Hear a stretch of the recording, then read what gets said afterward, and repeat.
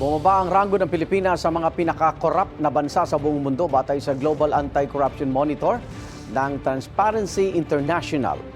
Nasa rank number 120 ang Pilipinas mula sa 114 noong 2024. At batay sa Corruption Perception Index noong 2025, 182 ang mga bansang kasama sa listahan.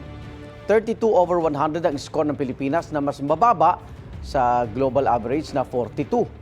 Sinusukat ng Corruption Perception Index kung gaano kakurap ang isang bansa batay sa pananaw ng mga eksperto at negosyante. Kabilang sa mga sinusuri ay kung may bribery o panunuhol, paggamit ng public officials sa kanilang tanggapan para sa kanilang benepisyo at kakayahan ng gobyerno na makontrol ang korupsyon.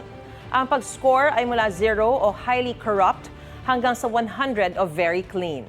Ang Denmark ang nanguna sa mga bansa sa buong mundo na may pinakamalinis na gobyerno. Somalia at South Sudan ang nasa dulo ng listahan ng Corruption Perceptions Index.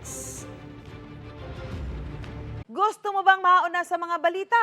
Mag-subscribe na sa GMA Integrated News sa YouTube at tumutok sa unang balita.